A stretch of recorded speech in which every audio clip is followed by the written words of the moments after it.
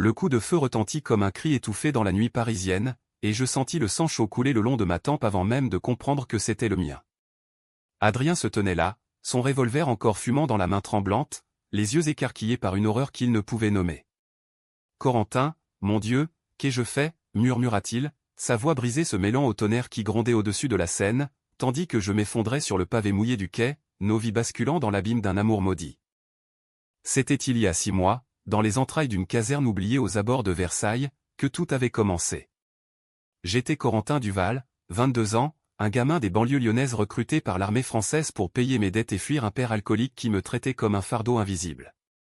La France, cette patrie des Lumières, m'avait englouti dans son uniforme kaki, me promettant discipline et rédemption. Mais la rédemption, elle, portait un nom, Adrien Laurent, lieutenant des forces spéciales, 30 ans, un visage taillé comme une statue grecque sous la pluie normande, des yeux verts qui perçaient l'âme comme des baïonnettes. Le jour où il m'avait appelé, beau gosse, pour la première fois, j'étais en train de récurer les latrines collectives, les muscles endoloris par une marche forcée de 30 km sous un soleil impitoyable. Les autres recrues ricanaient dans mon dos, ces brutes de province qui sentaient la sueur et la testostérone refoulée, mais moi, je gardais la tête baissée, rêvant d'un monde où un homme pouvait aimer sans craindre le peloton d'exécution sociale. Adrien était apparu comme un fantôme dans l'encadrement de la porte, son képi incliné avec nonchalance, une cigarette aux lèvres. « Beau gosse, relève-toi. Le colonel veut te voir. Et range ce seau, tu n'es pas une boniche. » Son ton était mi-moqueur, mi-autoritaire, avec cette pointe d'accent du sud qui faisait fondre les voyelles comme du beurre sous le soleil de Provence. Je m'étais redressé, le cœur battant, essuyant mes mains sur mon treillis, et nos regards s'étaient croisés pour la première fois. Dans ses yeux, il y avait quelque chose d'indéfinissable, un éclat de vulnérabilité masqué par l'arrogance de l'officier. J'avais suivi ses pas dans les couloirs humides de la caserne, sentant son parfum boisé me coller à la peau comme une promesse interdite. Le colonel m'attendait dans son bureau, un homme bedonnant aux moustaches jaunies par le tabac, entouré de cartes stratégiques et de photos jaunies de missions en Afrique. « Duval, on a un problème avec les stocks d'armes. Quelqu'un fouille là où il ne devrait pas. Tu es discret, on m'a dit. Tu vas surveiller les entrepôts la nuit. » Avec le lieutenant Laurent. J'avais hoché la tête, ignorant que cette mission de routine allait devenir le fil qui nous lierait, Adrien et moi, dans un nœud gordien d'amour et de trahison. Les nuits suivantes furent un supplice exquis. Nous patrouillions les ombres des hangars, nos bottes claquant en rythme sur le béton froid, nos souffles se mêlant dans l'air chargé d'huile et de métal. Adrien parlait peu au début, se contentant de commentaires sur la politique, cette France en crise, les manifestations qui embrasaient Paris, les lois sur le mariage pour tous qui avaient ouvert les vannes d'un tabou séculaire. « Tu crois en l'amour, Corentin » m'avait-il demandé un soir, adossé à une caisse de munitions, la lune filtrant à travers les vitres sales. J'avais ri nerveusement, sentant la chaleur monter à mes joues. L'amour ? Dans l'armée ? C'est comme demander du caviar dans une gamelle de chien.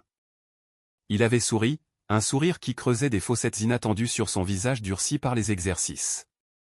Et si je te disais que j'ai déjà aimé ? Un homme, comme toi. En Afghanistan. Il s'appelait Marc. Mort sous mes yeux, une balle dans la gorge. Depuis, je me dis que l'amour est une désertion.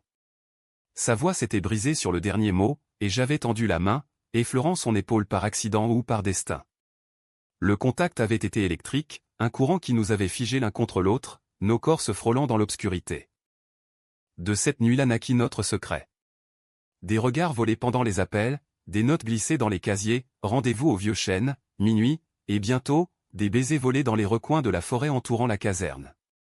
Adrien était un amant vorace, ses mains calleuses explorant ma peau avec une urgence de soldat au front, murmurant des « je t'aime » en français ancien, comme des prières païennes. Moi, Corentin, le bleu, je me perdais en lui, imaginant un futur où nous quitterions l'uniforme pour une vie à Montmartre, café et croquis sous les toits. Mais l'armée n'est pas un conte de fées. Les rumeurs commencèrent à circuler, un sergent avait vu nos ombres enlacées près du lac, un caporal avait trouvé une lettre froissée dans la poche d'Adrien. La tension montait comme une marée, et Adrien, hanté par son passé, me mit en garde, si on nous prend, c'est la cour martiale. Ou pire, la honte publique. Pourtant, nous persistions, nos nuits devenant des oasis de tendresse au milieu du désert militaire. Un soir d'octobre, sous une averse torrentielle qui transformait les chemins en ruisseaux de boue, Adrien m'emmena en permission à Paris. Nous marchâmes le long de la Seine, anonymes dans la foule des touristes, nos doigts s'entremêlant sous un parapluie trop petit. Devant Notre-Dame, il s'agenouilla non pas pour une bague, mais pour un serment. Corentin, fuis avec moi. J'ai des contacts à Marseille. On peut recommencer ailleurs, loin de ces chaînes. Mon cœur explosa de joie et de terreur. Accepter, c'était trahir mon contrat, risquer la prison. Refuser, c'était le perdre. Je choisis l'amour, comme un fou. Nous planifiâmes notre évasion, falsifier des papiers, vider un compte secret qu'Adrien avait amassé de ses missions. Mais au cœur de ce rêve, le soupçon s'insinua. Adrien semblait distant ces derniers jours, ses appels nocturnes plus rares, ses yeux fuyant les miens. Était-ce la peur, ou quelque chose de plus sombre? La nuit de notre départ prévu, je l'attendis dans une chambre d'hôtel miteuse près de la gare de Lyon, le sac à dos rempli de nos espoirs. Les heures passèrent, et avec elles, l'angoisse. À l'aube, un coup à la porte, ce n'était pas Adrien, mais 2 gendarmes, menottes en main. Duval, vous êtes en état d'arrestation pour vol d'armes et trahison. Mon monde s'effondra. Adrien m'avait dénoncé. La cellule était un cube de béton suintant, imprégné d'une odeur de désespoir et de pisse rance, où les rats dansaient une valse macabre sur le sol glissant. Assis sur la couchette dure, les poignets encore marqués par les menottes, je revivais en boucle cette trahison. Adrien, mon Adrien, qui avait murmuré des serments d'éternité contre ma peau, avait-il vraiment vendu mon âme pour sauver la sienne? Les gendarmes m'avaient traîné jusqu'à la préfecture de police, leurs questions fusant comme des balles. Où sont les armes volées? Qui est ton complice? J'avais ri, un rire hystérique, parce que la vérité était plus amère qu'un poison où il n'y avait pas de vol, seulement notre amour qui avait dérapé dans l'illégalité des sentiments. Les interrogatoires s'étirèrent sur des jours, un balai cruel de lumière aveuglante et de café froid. Le commissaire, un vieux renard aux yeux de fouine nommé Moreau, me harcelait. Ton lieutenant Laurent dit que tu l'as forcé, Duval. Que tu es un agitateur, un déviant qui corrompt les rangs. Chaque mot était une lame, tailladant les souvenirs tendres, nos rires étouffés dans les dunes de sable de la base d'entraînement, ses lèvres sur les miennes sous les étoiles de juillet. J'aurais hurlé ma vérité, mais à quoi bon? En France, l'amour gay n'était plus un crime depuis 1791, mais dans l'armée, c'était une hérésie, un vice qui méritait l'exil ou le silence. Adrien ne vint pas me voir. Pas une visite, pas un mot. Seul un avocat d'office, un jeune idéaliste aux lunettes de travers, me glissa un dossier. Les preuves contre moi étaient accablantes, des enregistrements de nos conversations, des photos volées de nos étreintes, et pire, un rapport signé de la main d'Adrien accusant un réseau d'espions homosexuels infiltrant l'armée. J'étais le bouc émissaire parfait, un bleu sans famille, sans influence. Le procès fut expédié en une semaine, une farce judiciaire où le juge, un monolithe en robe noire, prononça ma sentence, 5 ans de prison ferme, avec sursis pour bonne conduite. La patrie vous pardonne, Duval, mais pas l'uniforme. Libéré sous condition, je fus renvoyé dans mes foyers lyonnais, une enveloppe maigre en poche et un tatouage invisible de honte sur l'âme. La ville grise m'engloutit, ses traboules sombres rappelant les couloirs de la caserne. Mon père, ce fantôme bourru, m'accueillit d'un grognement. T'as toujours été une mauviette, fiston. L'armée t'a pas changé. Je trouvai refuge dans un squat près de la Guillotière, entouré d'artistes déchus et d'immigrés en quête de rêves brisés. Là, je recommençai à peindre mes toiles. Étaient des cris muets, des corps enlacés dans des teintes de bleu nuit et de rouge sang, portrait d'un amour perdu. Des mois passèrent, et Paris m'appelait comme une sirène. J'y retournai un automne pluvieux, sous prétexte d'un job de serveur dans un bistrot de Belleville. La capitale était un tourbillon de lumière et de solitude, ses boulevards haussmanniens témoins muets de mes errances nocturnes. Je cherchais Adrien partout, dans les cafés enfumés du Marais, où les couples gays dansaient sans peur, sur les quais de la Seine, où les bouquinistes vendaient des romans d'amour maudits. Une nuit, ivre de vin rouge et de regrets, je composai son numéro sur un téléphone public, mais la ligne était coupée. Était-il parti? Punissait-il? Ou pire, m'avait-il oublié? Le destin, ce farceur cruel, me le rendit sous la forme d'une lettre anonyme glissée sous ma porte. Rendez-vous au Pont des Arts, minuit. Viens seul. Ah, mon cœur s'emballa, un mélange de rage et d'espoir. J'y allai, vêtu d'un manteau usé, la pluie fouettant mon visage comme des larmes divines. Il était là, silhouette élancée sous un réverbère vacillant, l'uniforme remplacé par un pull en laine et un jean délavé. Corentin, souffla-t-il, et sa voix était un poignard sucré. Nous nous assîmes sur un banc mouillé, la scène mugissant en contrebasse à notre silence. Pourquoi, demandai-je enfin, les mots sortant comme un vomissement. Il baissa la tête, ses cheveux châtains collés par l'humidité. J'avais peur. Le colonel savait pour nous. Il m'a donné le choix, te dénoncer et grimper en grade, ou nous faire tous deux sauter. J'ai choisi la lâcheté, beau gosse. Pour survivre. Beau gosse, ce surnom, jadis un feu d'artifice, sonnait maintenant comme une insulte. Je le giflai, ma paume claquant contre sa joue, et il ne broncha pas, les larmes se mêlant à la pluie. Pourtant, dans cette violence, renaquit la flamme. Nous parlâmes jusqu'à l'aube, déballant nos âmes comme des bagages trop lourds. Adrien avoua son passé, Marc n'était pas mort au combat, mais s'était suicidé après un chantage homophobe dans les rangs.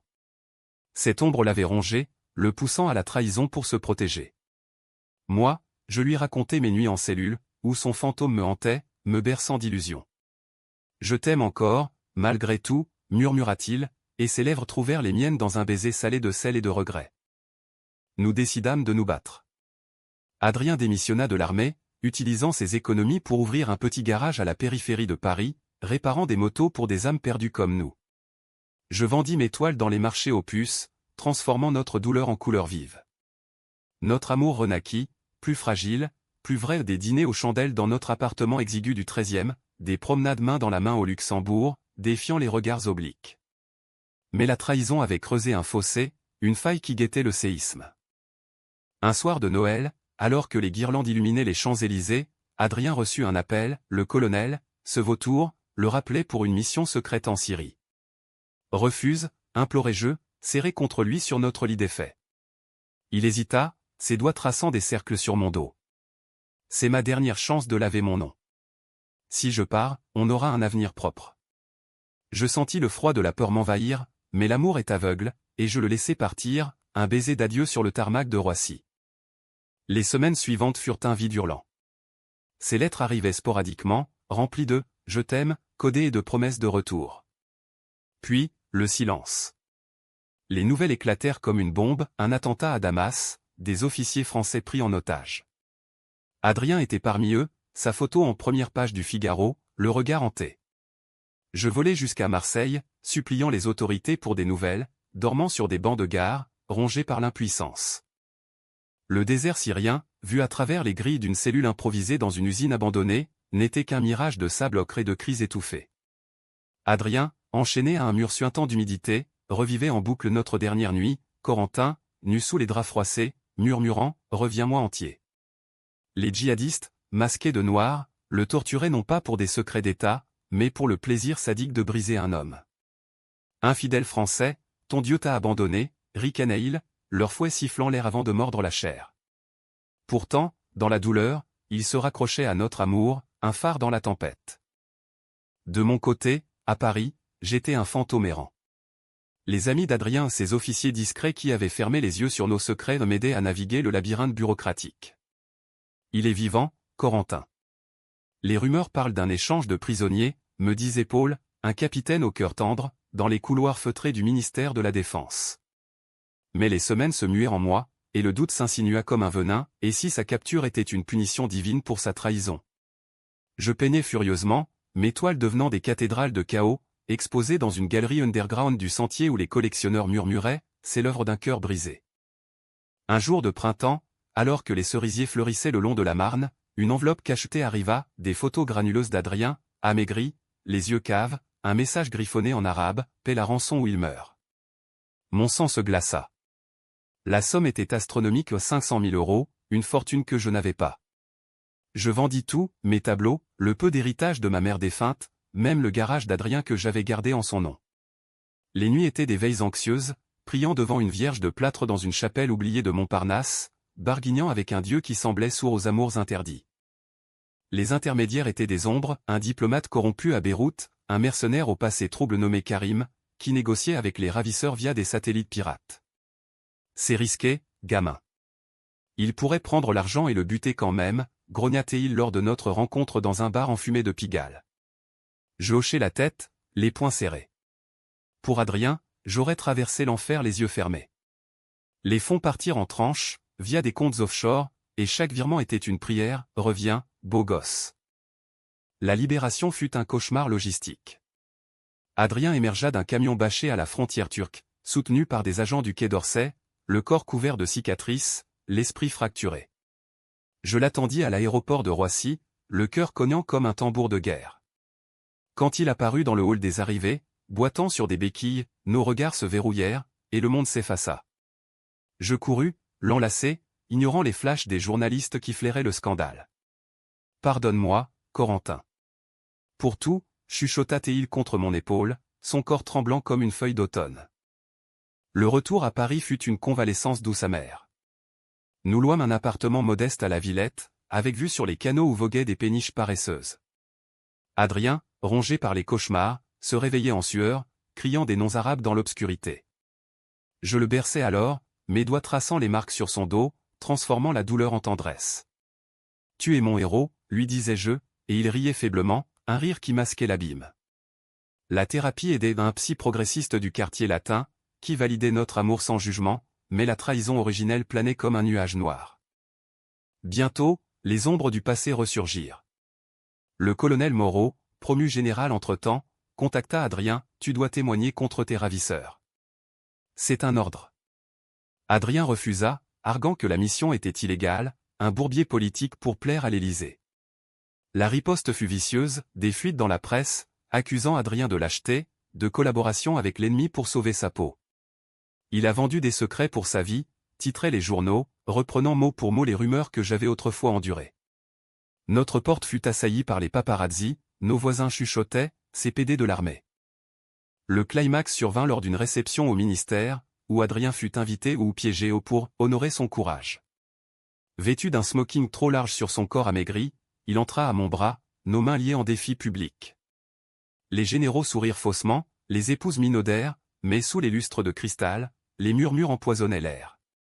Puis, le colonel apparut, champagne en main, « Lieutenant Laurent, un toast à votre dévotion. Et à votre petit ami, ce charmant artiste qui finance vos folies. » La salle se tut, et Adrien blêmit. Ce soir-là, dans un couloir déserté, le colonel coinça Adrien, « Tu crois que ton culotte va te sauver? J'ai des preuves de votre petite conspiration amoureuse. » Un mot de travers, et Duval retourne en tôle. Adrien, le feu de la rage le consumant, le plaqua contre le mur, le poing levé. « Touche-le, et je te descends. » Le colonel rit, un ricanement gras, « Le choix est simple, comme toujours. Ta carrière ou ton amant. » Adrien choisit mal, encore une fois. Il accepta un marché, témoigné en exchange du silence sur nous. Mais le témoignage fut truqué, Adrien forcé à mentir sur des détails qui innocentaient les ravisseurs, un mensonge qui coûta la vie à des innocents lors d'une frappe aérienne. La culpabilité le rongeait, le transformant en ombre de lui-même. « Je suis un traître, Corentin. Pour nous, j'ai trahi le monde entier », confia-t-il un soir, affalé sur le canapé, une bouteille de cognac à la main. Notre amour, ce phare, vacillait. Je le confrontais dans notre cuisine exiguë, les assiettes du dîner encore fumantes, assez des choix imposés. « Choisis-nous, ou perds-moi. » Il pleura, pour la première fois depuis la Syrie, ses larmes chaudes sur mes mains. « Je te choisis, toujours. » Mais le prix. Nous fîmes l'amour ce soir-là, un acte désespéré, nos corps se fondant dans une danse de pardon et de peur. Pourtant, la fissure s'élargit. Adrien sombra dans l'alcool, ses nuits blanches hantées par les fantômes de Damas. Je peignais moins, épuisé par le rôle de sauveur. Un matin de juin, je trouvai une lettre sur la table, « Je pars pour me retrouver. Pardonne ma faiblesse. » Ah, la trahison, encore. Il avait fui vers le sud, vers Marseille, laissant derrière lui un vide plus vaste que l'océan. Marseille, cette ville de contrebandiers et de vents furieux, m'avala comme un vieux loup affamé. J'y arrivai par le train de nuit, le sac sur l'épaule, les yeux rougis par les larmes contenues sur le quai de la gare Saint-Charles. Corentin, mon Corentin, restait à Paris, ignorant que ma fuite n'était pas un abandon, mais une quête désespérée de rédemption. Les rues escarpées du Panier, avec leurs façades ocre écaillées et leurs marchés bruissants d'accents méditerranéens, devinrent mon refuge temporaire. Je louai une chambre sous les toits, chez une veuve provençale nommée Madame Rossi, qui servait du pastis et des histoires de marins perdus. Les jours se fondirent en une routine âpre, matin à réparer des bateaux au vieux port, après-midi à errer sur la corniche, contemplant la mer turquoise qui se moquait de mes tourments. La trahison du colonel pesait comme un boulet, ses mensonges avaient déclenché une enquête interne, et mon nom circulait dans les cercles militaires comme un poison. Déserteur sentimental, me traitaient les anciens camarades dans des mails anonymes. Mais plus que la honte, c'était la culpabilité envers Corentin qui me rongeait, l'homme que j'avais dénoncé, libéré, puis fui, comme un lâche hanté par ses propres démons. Je l'appelais parfois, de cabine publique rouillée, écoutant sa voix brisée à l'autre bout du fil, « Reviens, Adrien. On affrontera ensemble. » Chaque mot était une caresse et un reproche, me rappelant le goût de ses lèvres, la courbe de son dos sous la lune. Pourtant, je raccrochais, terrifié à l'idée de l'entraîner plus bas. La mer, cette vaste complice, m'offrait un semblant de paix, des nuits à nager nu dans les calanques, l'eau salée lavant les cicatrices de la Syrie, me murmurant que l'amour vrai survit aux tempêtes. Un soir d'août, alors que le Mistral hurlait comme un deuil, je croisai un fantôme du passé, Marc, ou du moins son frère, un journaliste freelance nommé Julien, aux yeux verts identiques. Nous nous assîmes dans un bar de la plage des Catalans, le sable collant à nos pieds nus. Mon frère t'aimait, Adrien. Il m'a tout raconté avant de partir. Julien sortit un carnet jauni, rempli des lettres de Marc, des confessions d'amour pur, non souillées par la guerre. Il disait que tu étais sa lumière dans l'enfer afghan. Ne la laisse pas s'éteindre pour Corentin. Ces mots me frappèrent comme une lame. Cette nuit-là, ivre de pastis et de regrets, je rédigeai une lettre à Corentin, des pages entières de vérité nue, ma peur viscérale de l'engagement, forgée dans le sang de Marc, ma trahison initiale comme un bouclier contre la perte, ma fuite actuelle comme un cri d'aide. Je t'aime au-delà des uniformes et des mensonges. Trouve-moi aux calanques de Sugiton, au lever du soleil. Si je mérite ton pardon, viens. Sinon, libère-toi. Envoyer la lettre fut un acte de foi. Les jours suivants furent un purgatoire, je gravissais les falaises rocheuses, dormant sous les pins parasols, nourrissant mon âme de la beauté sauvage de la Provence. La rumeur de l'enquête atteignit Marseille où des gendarmes fouillèrent mon ancienne caserne, interrogeant Madame Rossi. Un homme brisé, ce lieutenant, soupira-t-elle en me servant un café noir. Le colonel, sentant la proie faible, envoya un émissaire, un jeune officier aux allures de serpent, offrant l'amnistie en échange d'un silence éternel sur nos déviances. Je refusai, pour la première fois. Dites à votre maître que l'amour n'est pas un crime à effacer. La riposte fut immédiate, une descente nocturne dans ma chambre, menottes au poignet, accusation de désertion. Traîné au commissariat du Vieux-Port, je fis face à un procureur impassible, « Laurent, vous avez fui vos responsabilités. 10 ans, minimum. » Dans la salle d'interrogatoire, sous la lumière crue, je craquai, avouant tout au l'amour pour Corentin, les mensonges forcés, les otages de Syrie.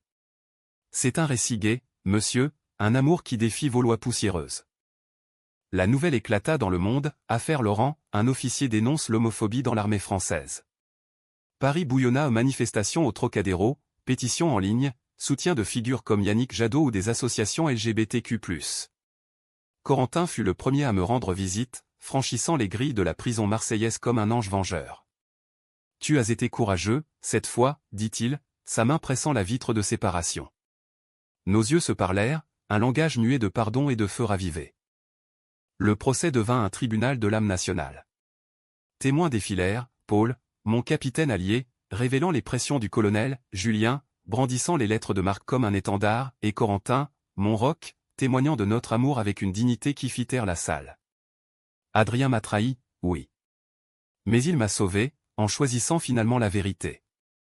Le colonel, exposé, fut rétrogradé, son empire de mensonges s'effondrant comme un château de cartes. Libéré après 3 mois, sous caution et avec un non-lieu en vue, je retrouvai Corentin sur les quais du Vieux-Port.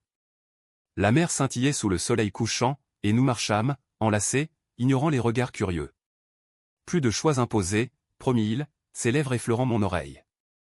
Nous rentrâmes à Paris, transformés au non plus des fugitifs, mais des survivants. Pourtant, la cicatrice de la trahison saignait encore. Adrien, hanté par les échos de la prison, sombrait dans des silences profonds.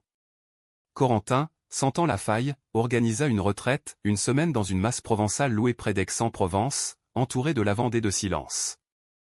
Là, sous un ciel étoilé, nous nous dénudâmes l'âme autant que le corps. « Parle-moi de Marc, demandai-je un soir, nos peaux moites entrelacées. Il parla, des heures durant, pleurant les pertes, riant des joies volées. L'aube nous trouva unis, plus forts.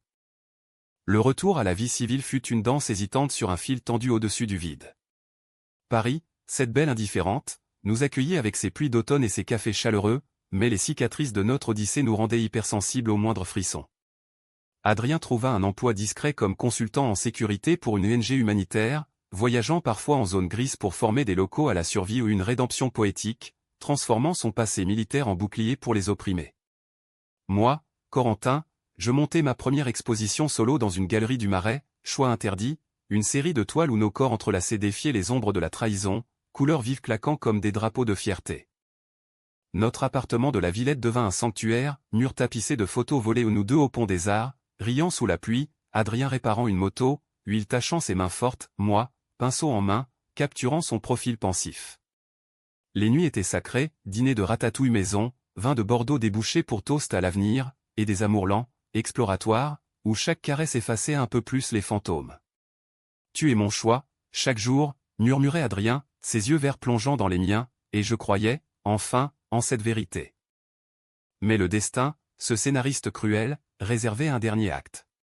Le colonel Moreau, disgracié mais vindicatif, ourdit une vengeance finale, un chantage anonyme, menaçant de révéler des preuves falsifiées d'une liaison d'Adrien avec un agent double pendant la Syrie, un mensonge pour le ruiner professionnellement. La lettre arriva un matin gris, glissée sous la porte, avec des photos truquées et une exigence, 100 000 € ou scandale public. Adrien blêmit, le passé ressurgissant comme un raz-de-marée. Pas encore, Corentin. Pas après tout ça. Je refusai le silence. Ensemble, nous portâmes plainte, mobilisant nos alliés, Julien pour un article explosif dans Libération, Paul pour des témoignages internes. La presse s'empara de l'affaire, transformant notre combat en symbole, l'amour gay contre l'homophobie institutionnelle, le couple qui défie la France. Des manifestations fleurirent, arc-en-ciel sur les Invalides, discours enflammés place de la République. Le colonel fut arrêté pour diffamation et extorsion, son procès un théâtre où sa chute fut totale, un avertissement aux ombres du pouvoir. Au milieu de ce tourbillon, notre amour s'épanouit, humanisé par l'épreuve.